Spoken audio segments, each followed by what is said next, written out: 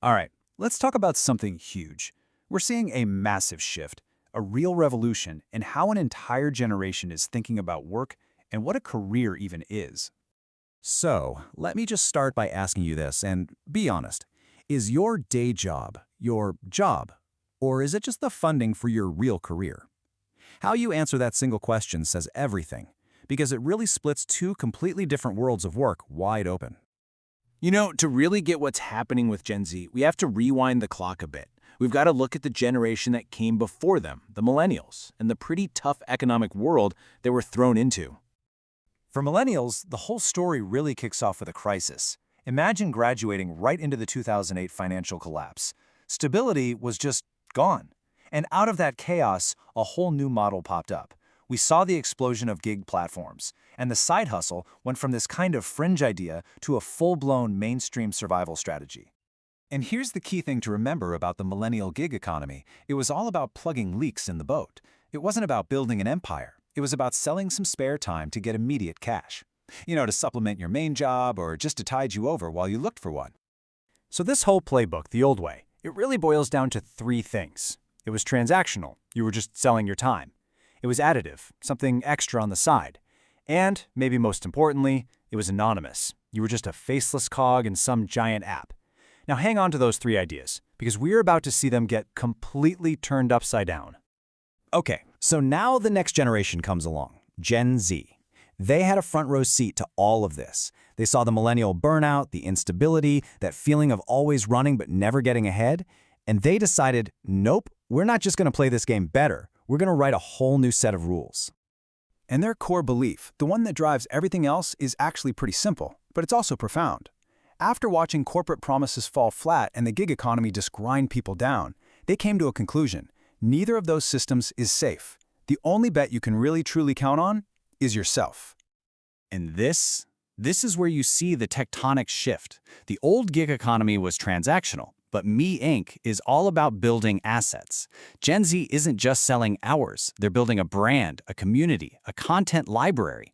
And where the side hustle was just an add-on, Me Inc. is the foundation. It is the career. And finally, where gigs were anonymous, this new model is completely fused with your identity. The brand is you. So, okay, how does this actually work? What does it look like day to day to be the CEO of you? Let's break down the three core principles that really make this whole thing tick. First up, and this one's a real mind bender, is how they see a traditional job. It's not the end goal. It's not the career. It's just the first round of funding. I mean, think about it like a startup. Your day job provides that steady paycheck and, crucially, health insurance. That's your Series A funding. It gives you the stability and the safety net to take risks on your real company, which is building your own brand. This way of thinking also totally explains stuff like quiet quitting, right? It's not about being lazy, it's smart risk management. You save your best energy for your own portfolio, not your employer's. The second principle is this idea of radical individualism. Now, on the surface, it might look like a huge ego trip, but it's not. It's a defense strategy, plain and simple. It's born out of a real deep-seated mistrust of the old ways of doing things. I mean, let's be real. When you have absolutely zero faith that a company is going to be loyal to you, what do? You build your own security, your personal brand, your online community, the people who follow you. That becomes your safety net. So a layoff isn't this devastating end. It's just a pivot.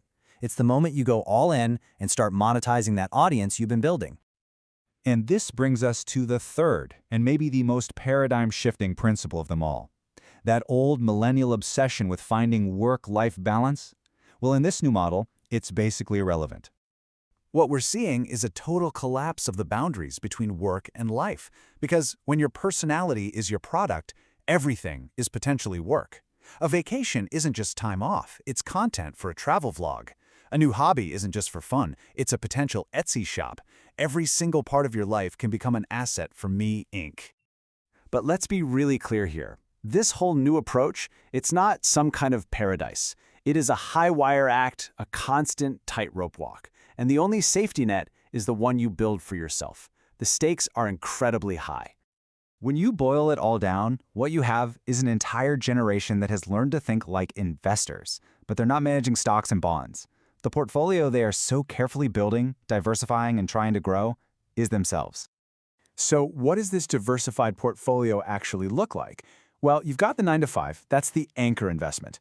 Then you layer on top of that a paid newsletter for direct income, you leverage your community for brand sponsorships, and maybe you create some digital products that can scale. But notice, every single one of those income streams flows from one single source, that personal brand. But what's the cost? What's the price you pay for this? The price is time. You are never, ever off the clock. When your product is your personality, your life, your authenticity, the factory is always on. It's 24/7. The pressure is just relentless. And that leads to the ultimate risk in this whole model. Look, if a normal business fails, you lose money. It's painful, but it's a market loss. But when Me Inc. fails, it's not just financial, because your identity and your business are the exact same thing. A failure in the business feels like a deep, personal, existential crisis. The psychological weight is just immense. So we're left with this huge question. Is this brilliant, adaptive, and incredibly resilient strategy the actual future of work? Or is this constant, unrelenting pressure to perform, to create, to monetize every single piece of your life? Is it just a blueprint for a newer, deeper, and maybe even more total kind of burnout? That's the tightrope this generation is